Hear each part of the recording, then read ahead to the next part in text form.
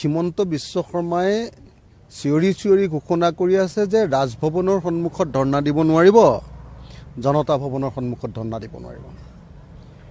হিমন্ত বিশ্ব শৰ্মাৰ গালত খৰ হৈছে। হিমন্ত বিশ্ব শৰ্মাৰ গালত খৰ হ'লে অখিল গগৈ গালত দৰৱ লগালে কিবা কাম হ'ব নেকি? অসম চৰকাৰৰ গণ্ডগোল হৈছে, জনতা ভৱনত গণ্ডগোলটো কৰিছে। তো জনতা ভৱনত মানুহে ধৰ্ণা নিদি কাজিৰঙাত ধৰ্ণা দিলে কিবা কাম হ'ব নেকি? ঘৰৰ সন্মুখত মানুহে ধৰ্ণা দিব নে অসমৰ মুখ্যমন্ত্ৰী আৰু ৰাজ্যপালৰ সন্মুখত ধৰ্ণা দিব? এই যে চৰকাৰখন সাংঘাতিক ধৰণে ফেচিষ্ট চৰকাৰত পৰিণত হৈছে, কাৰো কথা নুশুনে, স্বৈৰতান্ত্ৰিক। কেতিয়াবা আমি দেখিছোঁ যে কেতিয়াবা আপোনাৰ ফেচবুকত লিখিলেও জেলত ভৰাই দিয়ে, কেতিয়াবা কোনোবাই প্ৰতিবাদ কৰিলেও জেলত ভৰাই দিয়ে। আজি কৈছে যে নহয়, হিমাচল প্ৰদেশৰ পৰা আহি এজন সৰ্বভাৰতীয় নেতাই অসমত আহি প্ৰতিবাদ কৰিব নোৱাৰিব, তেওঁক বোলে জেলতে তেওঁক বোলে জেলতে ভৰাই দিয়া দৰকাৰ আছিলে। এনেকুৱা ধৰণৰ ফেচিষ্ট কথা কৈছে। আপোনালোকে দেখিছে যে এই মানুহজনৰ হৈছে কি? আজিৰ দিনটোত চাৰিজন মন্ত্ৰী তেওঁ নতুনকৈ দিলে, তাৰপিছত তেওঁ নটিচ উলিয়াই দিলে যে এই চাৰিজন মন্ত্ৰীক ফাইল চুবলৈ দিয়া নহ'ব।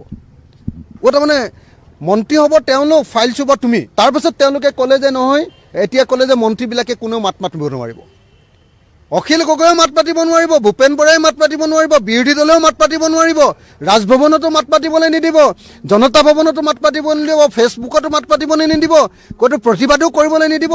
আৰু যিকেইজন মানুহে তেওঁ মন্ত্ৰী পাতি দিছে, সেই মন্ত্ৰীকেইজনকো ক'ব যে মন্ত্ৰীয়ে কোনো মুখেৰে মাতিব নোৱাৰিব, অকল এতিয়া মাত পাতিব পাৰিব কেৱল হিমন্ত বিশ্ব শৰ্মাই। এখন কি দেশ বনাইছে? এই চৰকাৰখনৰ আমাক প্ৰতিশ্ৰুতি কি আছিলে? এই চৰকাৰখনে আমাক প্ৰতিশ্ৰুতি দিছিলে যে ভাৰতবৰ্ষৰ ভিতৰত 1 নম্বৰ ৰাজ্য কৰিম, শ্ৰেষ্ঠ ৰাজ্য কৰিম।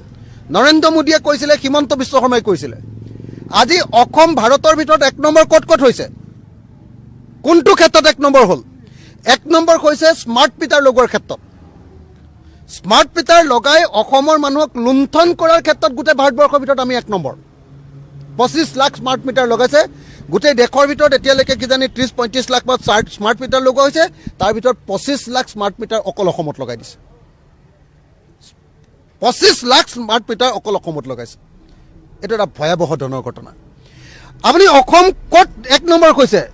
ইনফেণ্ট মৰ্টেলিটি ৰেট, অৰ্থাৎ বাচ্চা জন্ম দিওঁতে, শিশু জন্ম দিওঁতে, মাকে যেতিয়া শিশু জন্ম দিয়ে, শিশু জন্ম দিওঁতে শিশুৰ মৃত্যুৰ হাৰত অসম ভাৰতৰ ভিতৰত 1 নম্বৰ।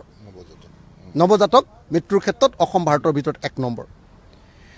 অসম ভাৰতৰ ভিতৰত ক'ত 1 নম্বৰ হৈছে? আপোনালোকে যদি চাই তেতিয়াহ'লে দেখিবলৈ পাব যে শিশুৰ মৃত্যুৰ ক্ষেত্ৰত 1 নম্বৰ হৈছে।